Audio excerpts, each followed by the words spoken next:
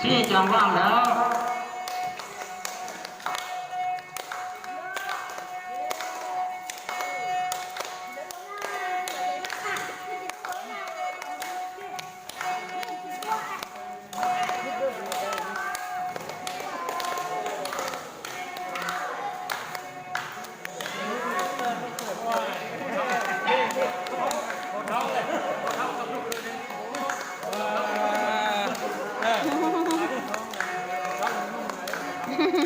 ห้าจังว่างแล้วไม่เท่ากัน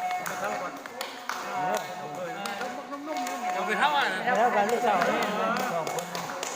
นี่น้องไก่นี่พูด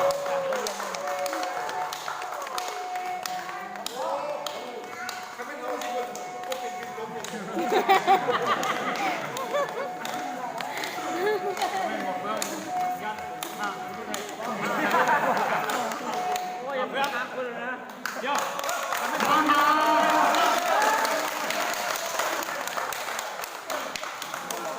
นอนยังกับคุณใส่แน่หลายวันแต่ละคุณใส่อย่าง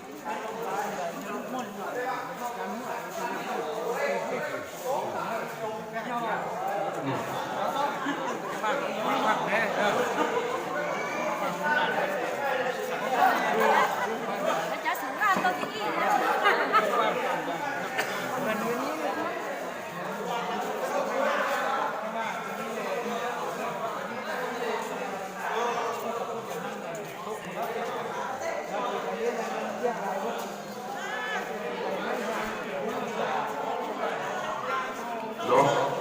อันเมื่อกี้นี้เราก็มาเป้าแล้ววันนี้มันผู้สิมาเป้าโต้ไปนะคันโบเก้งพ่อเราแล้วไม่ได้กินเบียร์เด้อได้กินเบียร์ส่งโจ๊กได้เอาเป็นไปสิออกมาผู้ใดโบเก้งพ่อเราไม่ได้กินเบียร์ส่งโจ๊กได้เนาะสิงว่างบ่อันนี้สิงว่างบ่เอาวันนี้สิงยังเฮ้ยผู้เอกอยู่แต่ว่าเอาส่งสิงมาเอามาให้เราผู้เดียวแต่ว่าส่งสิงบวกกันเอาเถอะ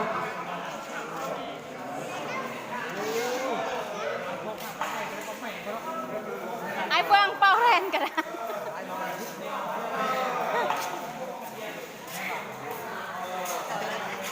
โอเคมาเมื่อกี้เลยแม่เสียงว่าเด้อ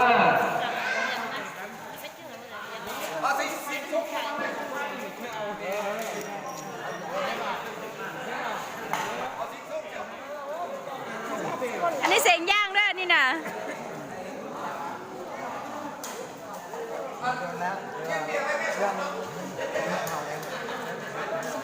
ผู้ที่ส่งเลยเป็นแม่เสียงย่างเด้อโมบอกคือกันตั้งกันตั้งกันเรียกว่าชุมชนโทษอ่ะตั้งกันเรื่องนี้มันอยู่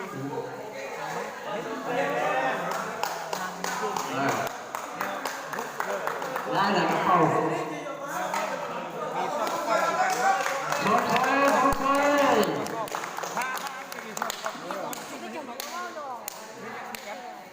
มันบุญเนี่ยว่าอะไรนะเจ้าว่าเฮ็ดก็ควรมันคือละ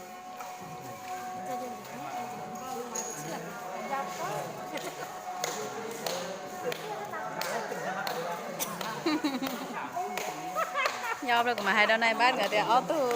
เนี่ยในบ้านที่ซาพาไม่ยิงก็เราไปให้กึศเสียยอม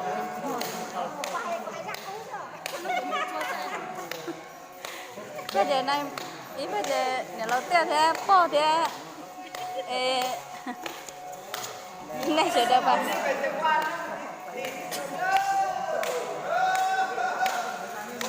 ยังกินได้เปลี่ยนด้วยอยู่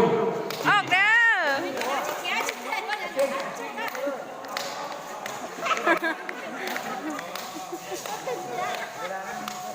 จะได้สองร้อยอยู่ถึงหมอกแค่นี่นะ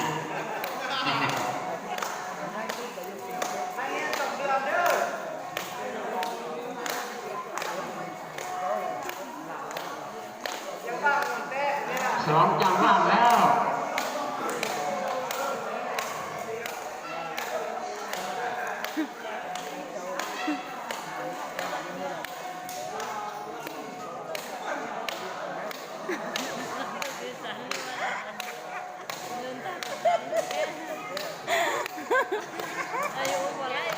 สามจังหวัดเลย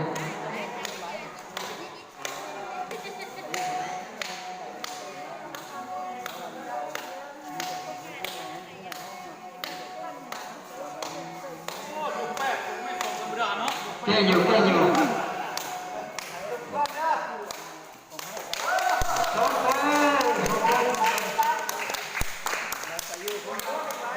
อันนี้ซิ่งยัง สิงย่าง ซิ่งยังอันบัตรนี้เราบอกสิอันบัตรนี้เราบอกยังซิ่งส้มแต่ว่ากรรมการตัดสินนั้นมันผู้เท่าอยู่แถวนี้เนาะ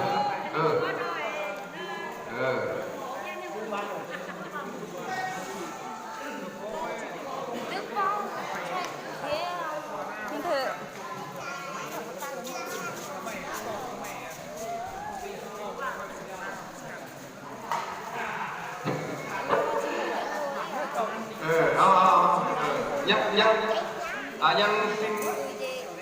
ยังซิ่งส้มเนาะอันนี้ซิ่งย่างเนาะซิ่งส้มเดี๋ยววันนั้นต้องบุญนำเนี่ยไม่ใช่บุญนำ บนน้ำ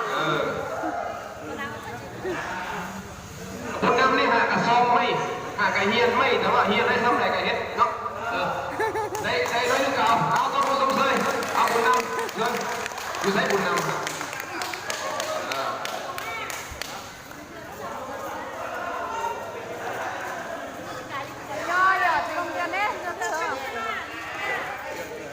เอาบุญนำไปเรียกบอกฮะเอา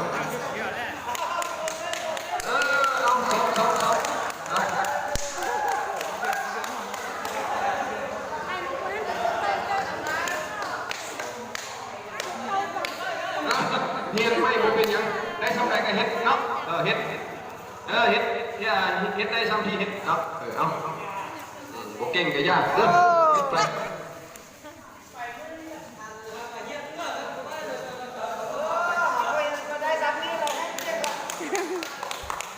อันนี้เป็นนักเรียนเด้อเนาะนักเรียนไม่ในเจ้าหน้านี่หรอกเราจะพยายาม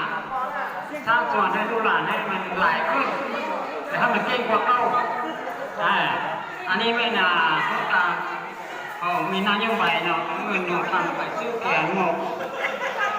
อันนั้นเนาะมาให้พระเจ้าสอนลูกสอนหลานเนาะ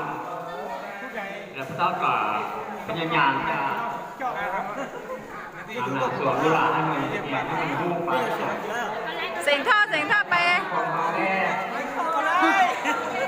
เอาเสียงท่อนะ การแสดงวันนี้เราคิดว่ามันมีเนื้อตัวน้อยจะมาทำไมเนาะ กูรู้เส้นตอนไหนเธอ ลูกเตอร์เนาะ